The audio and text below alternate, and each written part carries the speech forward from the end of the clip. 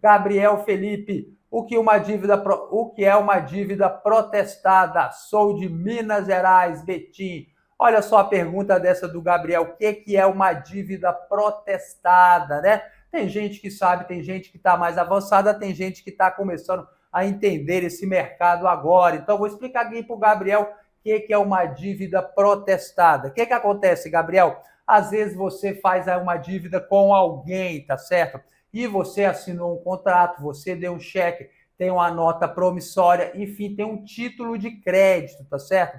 E quando você não paga essa dívida, o credor leva esse título de crédito para protestar. Presta muita atenção que eu não disse para você que boleto bancário é título de crédito. Boleto não é título de crédito e boleto não pode ser protestado. Presta muita atenção nisso, tá certo?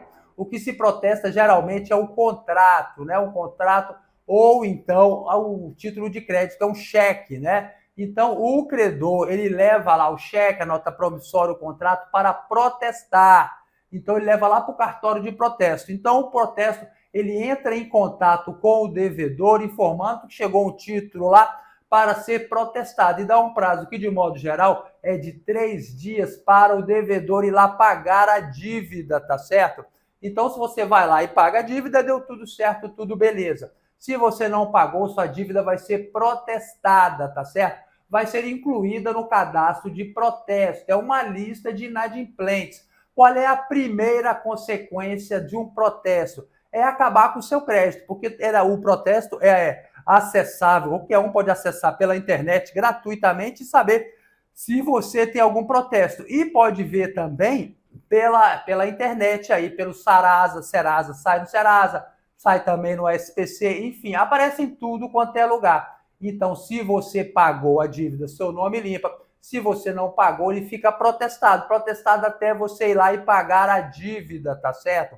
O protesto não impede a prescrição da dívida. Como eu já expliquei para você, ele zera o prazo e depois começa a contar novamente, tá certo? Mas veja só, e depois que contou, vamos supor, um prazo máximo de 10 anos, o que acontece? O protesto continua lá, ele não sai da lista de protesto.